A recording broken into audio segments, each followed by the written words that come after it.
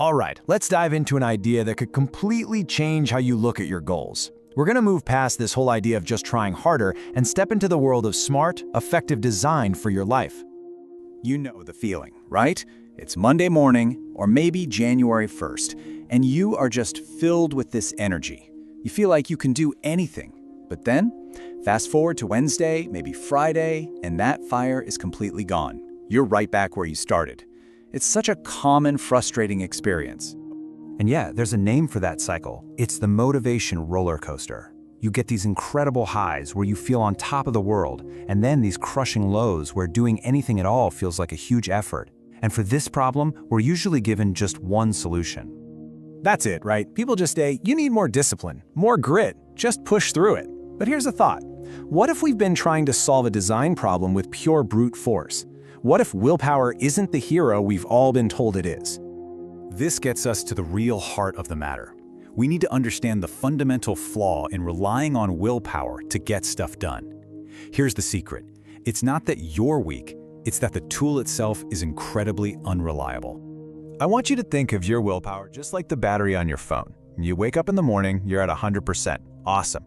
But every single decision you make, what to wear, what to eat for breakfast, which email to answer first, drains a little bit of that power. So at the time you actually need it for that big, important goal, like going to the gym after work, your battery's already blinking red. And this metaphor is just perfect. I mean, imagine literally trying to hold up a heavy roof. For a couple of seconds, you might feel strong, right? Maybe you could even manage for a whole minute. But what happens then? Your muscles are going to give out. It doesn't matter how motivated you are, it's just not sustainable.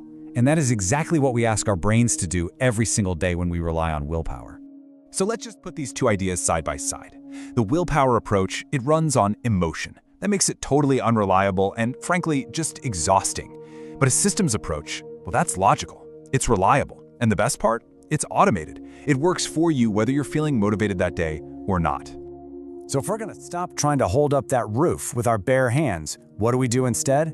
Well, it's time to build some columns. It's time to talk about the power of systems. Now, the key thing to get here is that a system doesn't have to be some big, complicated thing. It's just a process that you design yourself with one simple goal: to make the right choice the easiest possible choice. You're not trying harder anymore. You're just making it harder to fail. And we're right back to that architecture metaphor. Instead of burning your own energy to hold up the roof, you build columns and beams. That's your system, and they do all the heavy lifting for you. That structure just stands on its own. It doesn't care if you're tired. It doesn't care if you're unmotivated. The support is just there. So how do you actually build one of these things? It's way simpler than you think. First, get super specific. Don't just say, I want to get fit. Say, I will run for 20 minutes on Tuesday morning. Step 2, remove all the friction. Friction is anything that makes it harder to start. And finally, number 3, automate your cue. Create a trigger that kicks off the behavior without you even having to think about it. Okay, let's make this crystal clear. We're going to look at a practical, everyday example. It's the classic battle: willpower versus a really well-designed system. Just look at the difference here. The willpower person, they leave the decision to the end of a long day, when their battery is almost dead. The outcome depends completely on their mood. But the system person, oh, they've already removed all the tough decisions. The gym clothes are already packed. That's removing friction. The alarm is set. That's an automated cue. The class is pre-booked. That adds accountability. See? They don't have to decide to go. They just have to follow the easy path they already built for themselves. And this is the huge mental shift. It's about going from being the laborer, the one who's doing all the exhausting, heavy lifting, to becoming the architect, the one who designs a structure that just works. So, let's just wrap this all up. Stop relying on that willpower battery that you know is going to run out. Instead, become the architect of your own habits.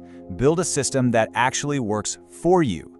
The real goal here is to design your environment so that good habits aren't just possible, they're practically inevitable. I really want you to let this one sink in. We all have these amazing, ambitious goals. But on our worst days, when we are tired and totally unmotivated, our goals don't save us. The only thing that catches us is the foundation we've already built. We don't rise to our goals. We fall to the level of our systems. So let's make this real right now. Forget about some massive life overhaul. Think smaller. Think tiny. What is one little barrier, one tiny piece of friction that's standing between you and a goal you have?